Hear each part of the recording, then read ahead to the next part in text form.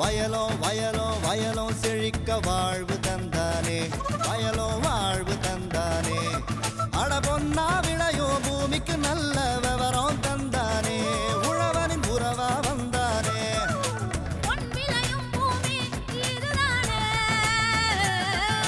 வயலோ வயலோ வயலோ செழிக்க வாழ்வு தந்தானே, வயலோ வாழ்வு தந்தானே. அட பொன்னா விளையோ பூமிக்கு நல்ல விவரம் தந்தானே, உழவனின் உறவா வந்தானே.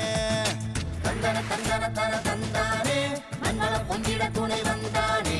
தந்தன தந்தன தன தந்தானே, மண்வள பொங்கிட துணை வந்தானே. திருச்சி மாவட்டம் காவிரி டெல்டா பகுதியில் அமைந்துள்ளது சிறுகமணி கரும்பு ஆராய்ச்சி நிலையம். இவ்வாராய்ச்சி நிலையம் தமிழகத்தில் தேவைக்கேற்ற புதிய கரும்பு வகைகளையும் புதிய தொழில்நுட்பங்களையும் ஆராய்ந்து வேளாண்மை பெருமக்களுக்கு அறிமுகம் செய்தும் விரிவாக்கம் செய்தும் வருகின்றது. இன்றைய நிகழ்ச்சியில் முன்பட்ட கரும்பு நடவின் முக்கியத்துவம் மற்றும் நடவிற்கான ரகங்கள் குறித்து விளக்குகிறார் திருச்சி மாவட்டம் சிறுகமணி கரும்பு ஆராய்ச்சி நிலைய உதவி பேராசிரியர் முனைவர் எம் சண்முகநாதன் அவர்கள்.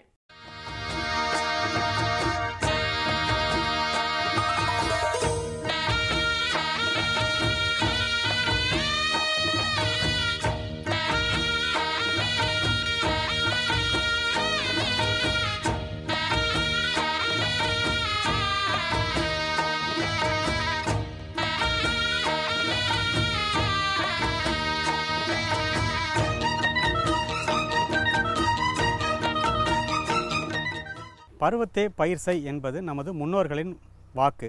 இந்த வாக்குக்கு இணங்க எந்த பயிரானாலும் அதை அந்த பயிர் நடவு செய்ய வேண்டிய பட்டத்தில் சரியாக நடவு செய்தால்தான் நாம் நினைக்கக்கூடிய மகசூலை பெற முடியும். தமிழ்நாட்டில் கரும்பு பயிரானது பொதுவாக டிசம்பர் முதல் மே மாதம் வரை நடவு செய்யப்படுகிறது. இது மட்டும் அல்லாமல் தமிழ்நாட்டில் சில மாவட்டங்களில் ஜூன், ஜூலை, ஆகஸ்ட் முதலிய மாதங்களில் அதிகம் நடவு செய்யப்படுகிறார்கள். இந்த நடவு செய்யும் பகுதியில் டிசம்பர், ஜனவரி மாதங்களில் நடவு செய்யும் கரும்பிற்கு முன்பட்ட கரும்பு நடவு என்று பெயர். இந்த முன்பட்ட கரும்பு நடவை நமது முன்னோர்கள் பொன்பட்டம் என்று குறிப்பிடுவதும் உண்டு. இதற்கு பல காரணங்கள் உண்டு. அதில் முக்கியமானது இந்த டிசம்பர், ஜனவரி மாதங்களில் குளிர்ச்சியான ஒரு சீதோசன நிலை நிலவுவதால் மண்ணின் வெப்பநிலையானது சற்று குறைவாக காணப்படும். இந்த குறைவான மண்ணின் வெப்பநிலையானது கரும்பு பயிர் நன்றாக முளைத்து வருவதற்கு பயனுள்ளதாக இருக்கும். இதனால் பயிர்களின் எண்ணிக்கை ஏக்கரில் அதிகரித்து அதன் மூலம் நமக்கு மகசூல் அதிகமாக வாய்ப்பு உள்ளது. இது இல்லாமல் நம்ம இந்த டிசம்பர் மாதத்திற்கு அடுத்து ஜனவரி, பிப்ரவரி போன்ற மாதங்களில் நடும் கரும்பானது இந்த வறட்சியில் போய் மாட்டும். ஆனால் முன்பட்டத்தில் நடக்கூடிய கரும்பானது வறட்சியில் மாட்டாமல் நன்கு வளர்ந்து விடுவதால் நமக்கு மகசூல் அதிகமாக கிடைக்க வாய்ப்புள்ளது. மேலும் இந்த கரும்பு அதிக வெப்பமுள்ள மாதங்களில் 4 மாதத்தை கடந்து விடுவதால் இளம் குருத்து புழுவின் தாக்குதலானது மிகவும் குறைவாக இருக்கும். இதனால் கரும்பின் மகசூல் குறைவது அல்லது சர்க்கரையின் தரம் குறைவது போன்ற வாய்ப்புகள் முன்பட்ட நடவில் நடும் கரும்பிற்கு வருவதில்லை. மேலும் டிசம்பர், ஜனவரி மாதங்களில் நடப்படும் இந்த முன்பட்ட கரும்பானது சித்திரை, வைகாசி போன்ற வெயில் அதிகம் உள்ள மாதங்களில் 4 அல்லது 5 மாத வயதில் இருப்பதால் இது தற்போது அந்த சமயத்தில் நிலவக்கூடிய அதிக வெப்பம் மற்றும் சூரிய வெளிச்சம் இதை நன்கு பயன்படுத்தி கொண்டு அதிக உணவு தயாரித்து அந்த உணவினை தனது தண்டு பகுதியில் சேமித்து வைப்பதால் நல்ல மகசூல் கிடைக்கும். மற்ற கரும்போட ஒரு தனி கரும்பின் எடையானது நன்கு இருப்பதால் நல்ல மகசூல் கிடைக்கும். மற்றும் இந்த டிசம்பர், ஜனவரி மாதங்களில் நடக்கூடிய முன்பட்ட கரும்பானது 7, 8வது மாதங்கள் போன்ற நன்கு வளர்ந்து வரக்கூடிய மாதங்கள் வடகிழக்கு பருவ காற்றின் போது சேர்வதால் நமக்கு நல்ல மழை கிடைக்கும். இதனால் அந்த மழையை பயன்படுத்தி கரும்பு நன்கு வளரக்கூடிய வாய்ப்பு உள்ளது. இந்த கரும்பின் உயரம் அதிகரிப்பதால் நல்ல மகசூல் கிடைக்கும்.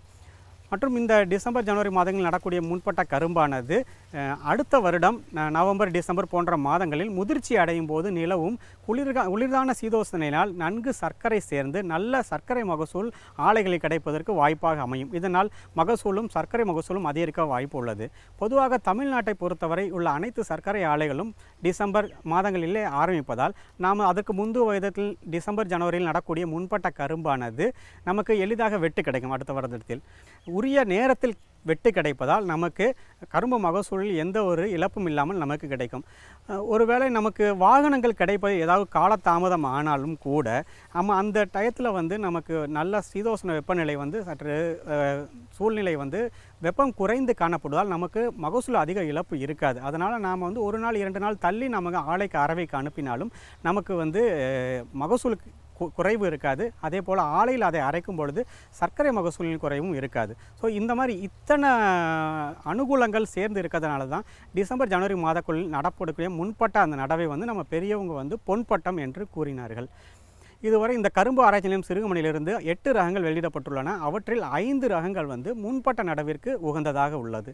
அந்த 5இல் தற்போது நடைமுறையில் 2 ரகங்கள் உள்ளன. அவை வந்து சிறுகமணி 6 மற்றும் சிறுகமணி 7 ஆகும். சிறுகமணி 6 என்னும் இந்த ரகம் 2005ஆம் ஆண்டு வெளியிடப்பட்டது. இந்த ரகம் சராசரியாக ஒரு ஹெக்டேருக்கு 148 டன்கள் வரைக்கும் கரும்பு மகசூலும் 12.3% சர்க்கரை கட்டுமானம் கொண்ட ரகமாகும். இந்த ரகமானது நன்கு தடிமனாக மற்றும் உயரமாக வளரக்கூடிய ரகமாகும். இதில் உள்ள இலைகளில் சுனை பிரச்சனை என்பது இருக்காது. அதனால் தோகை உரிப்பதற்கு எளிதாக இருக்கும்.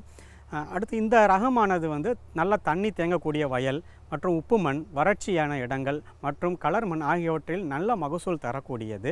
இந்த ரகம் வந்து மருதாம்பு பயிரிலும் நல்ல மகசூல் தரக்கூடியது. அதனால் இந்த ரகத்தை நாம் பயிரிடலாம். அடுத்ததாக சிறுகமணி 7. இந்த ரகம் வந்து 2012ஆம் ஆண்டு கரும்பு ஆராய்ச்சி நிலையம் சிறுகமணியிலிருந்து வெளியிடப்பட்டது. இந்த ரகமானது ஒரு ஹெக்டருக்கு சராசரியாக 155 டன்கள் வரை கரும்பு மகசூலும் 13.05% சர்க்கரை கட்டுமானமும் கொண்ட ரகமாகும். இந்த ரகமும் வந்து அதிகமாக தண்ணி தேங்கக்கூடிய வயல், வறட்சியான மண், உப்பு மண், கலர் மண் இந்த மாதிரி இந்த இடங்களிலும் கூட நல்ல மகசூல் தரக்கூடியது. நேராக வளரக்கூடியது, பூ பூர்க்காது, தோகை உரிப்பது எளிது, சுனை போன்ற சில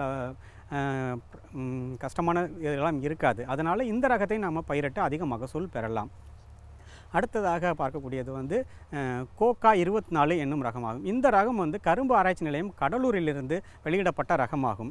இந்த ரகம் வந்து ஒரு ஹெக்டருக்கு சராசரியாக 133 டன்கள் கரும்பு மகசூலும் 12.8% சர்க்கரை கட்டுமானமும் கொண்ட ரகமாகும். இதற்கடுத்து கோ 94-008 இந்த ரகம் வந்து கரும்பு இனப்பெருக்க நிலையம் கோயம்புத்தூரிலிருந்து வெளியிடப்பட்ட ஒரு ரகமாகும். இதற்கடுத்து கோ 99-004 இந்த ரகத்தை வந்து தாமோதர் அப்படிங்கிற ஒரு பொது பெயரில் சொல்லுவாங்க. இந்த ரகம் வந்து கரும்பு இனப்பெருக்க நிலையம் கோயம்புத்தூரிலிருந்து வெளியிடப்பட்ட ஒரு ரகமாகும். இந்த ரகம் வந்து பார்த்திங்கன்னா நல்ல நேராக தடிமனாக கணுக்கு கடு நல்ல இடைவெளி இருக்கக்கூடியதான ஒரு ரகமாகும். இந்த ரகம் வந்து சராசரியாக 116 டன்கள் வரைக்கும் கரும்பு மகசூலும் மற்றும் 16 டன்கள் வரைக்கும் சர்க்கரை மகசூலும் தரக்கூடிய ஒரு ரகமாகும்.